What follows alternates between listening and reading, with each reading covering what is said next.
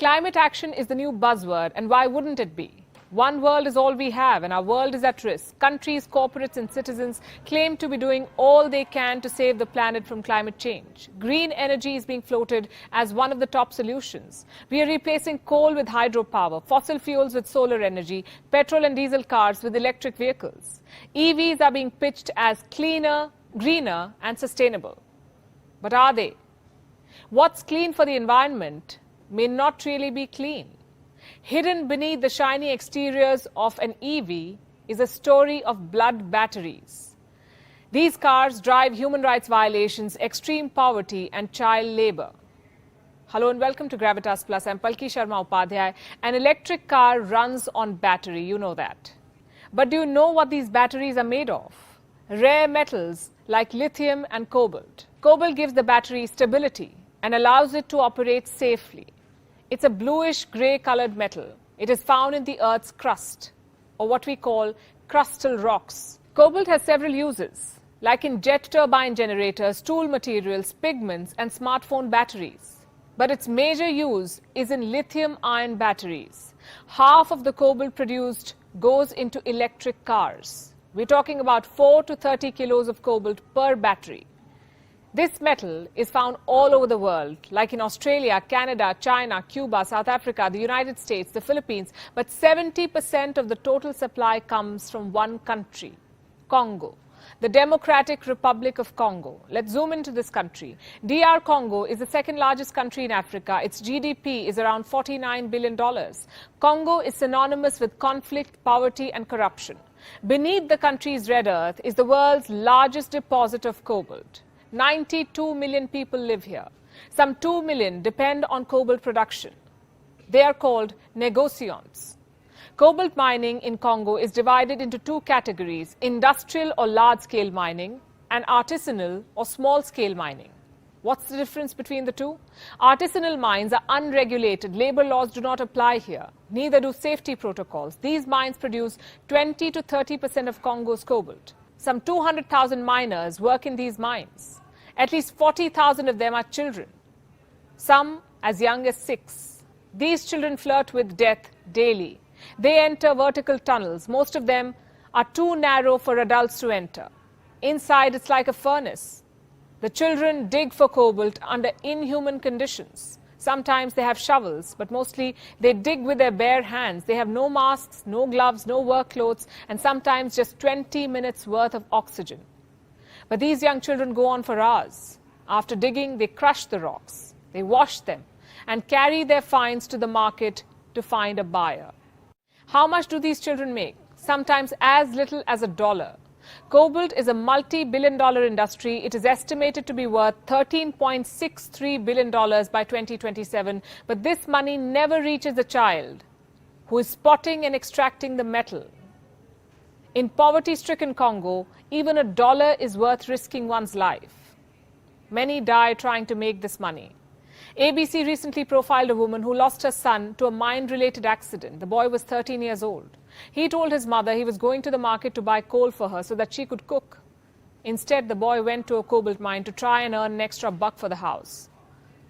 The mine embankment collapsed. The 13-year-old never returned home. Between 2014 and 2015, at least 80 artisanal miners died in Congo. In 2019, an accident killed 43 miners. According to one estimate, 2,000 illegal miners die in Congo every year. Many suffer permanent lung damage, skin infection, and life-changing injuries. In 2019, some families from Congo filed a lawsuit. They named companies like Tesla, accused them of aiding and abetting in the death and injury of children. The lawsuit spoke about a child. He was referred to as John Doe 1. John was working as a human mule since the age of 9. He would carry bags after bags of cobalt just for $0.75 a day. One day, John fell into a tunnel. Fellow workers dragged him out of it. But they left John alone on the ground. When the child's parents found out about the accident, they rushed to the mining site. It was too late. John was paralyzed. Doctors say he will never be able to walk again. Why do children work in these high-risk mines? Because of poverty and the hope to get out of it. Families in Congo are betting big on cobalt. It's like their crypto, their chance to make it big. The metal's demand has tripled in the last decade. It is expected to double again by 2035. The demand is being driven by electric vehicles. Today, there are more than 6.5 million EVs on the road. By 2040, that number will touch 66 million. So that's 66 million multiplied by 30 kilos of cobalt. Do the math. By 2050, the demand for cobalt production is expected to increase 585%. Congo's families want to ride this wave and tide over poverty. Sending their children to the mines is not a choice for them, but necessity. These children end up working as artisanal miners or informal workers. They're not employed by any company, but several companies line up to buy their finds. You see, it is cheaper to buy cobalt from a child than a regulated mine. And who understands business better than China? Most of these companies dealing in blood batteries are from China. It dominates the global supply chain of cobalt. China owns up to 50% of the metal's production. It controls around 80% of cobalt's refining.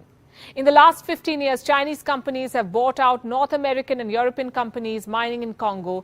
Today, Chinese firms own 15 out of the 19 industrial mines in this country. In exchange for Congo's cobalt, China has promised the country billions in investment in the form of infrastructure, schools and roads.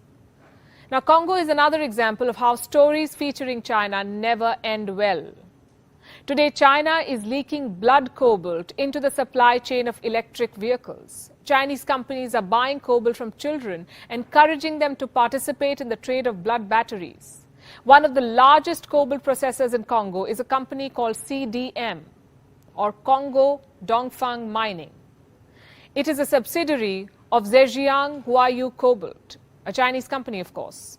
Huayu supplies cobalt to electric car makers like Volkswagen. 40% of Huayu's cobalt comes from Congo.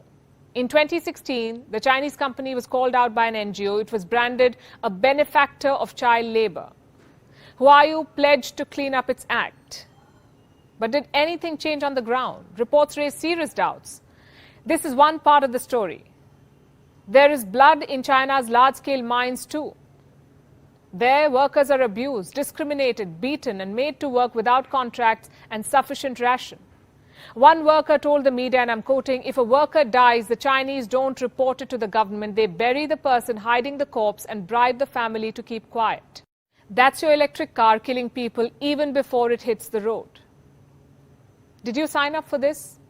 The world's biggest car makers are complicit in these crimes. I'm talking about the likes of Tesla, Volvo, Renault, Mercedes-Benz, Volkswagen. They all source cobalt from Chinese mines in Congo. Sure, they claim to have a zero-tolerance policy when it comes to child labor, but they too know that there is no way to fully map their supply chains.